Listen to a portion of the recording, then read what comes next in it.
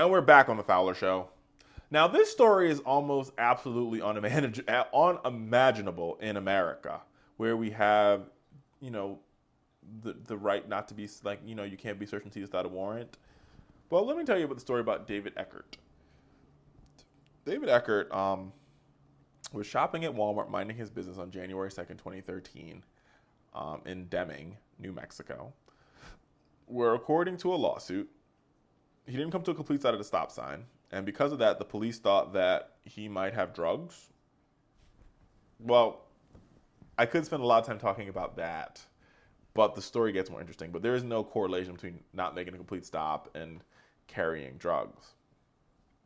So, what the police did after that is where this story lies, where the story is on this one. So, he was taken into custody, and he was searched for drugs. So while there, Eckert was subject to repeated and humiliating forced medical procedures. Here is a review of some things that he was forced to do. 1, his abdomen area was x-rayed. No narcotics were found. 2, the doctors then performed an exam of Eckert's anus with their fingers. No narcotics was found. The doctor performed a second exam of his anus with their fingers, and no narcotics were found. The doctors penetrated his anus with an enema.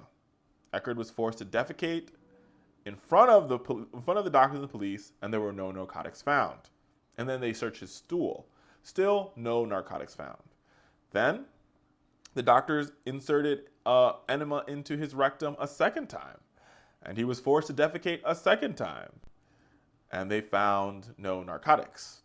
Let me continue. Right? Then, the doctors penetrated his anus a third time with an enema, and there were no narcotics found.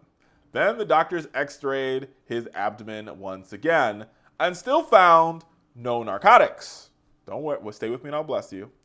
Then the doctors performed a surgery on Mr. Eckert, sedating him and performing a colonoscopy, where they scoped a camera into his anus, rectum, colon, and large intestines, and they still found no narcotics.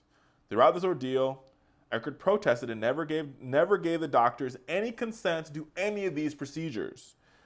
But to add insult to injury, Eckert has been billed by the hospital for all the procedures that were done upon him where they found no narcotics. Why he is suing the police department, the hospital. Hell, he should sue the police department, the hospital, the doctors, the nurses, the police officers, everybody. Everyone, because his civil rights were clearly violated. First of all, there's no reason to even assume that he had narcotics. He has no previous history, not to mention the fact that after the first finger search and the x-ray where they found no narcotics, was that when did the Hippocratic oath that doctors take go out the window? When the doctors say, where was the common sense doctor says, wait a minute, we're going a little bit too far.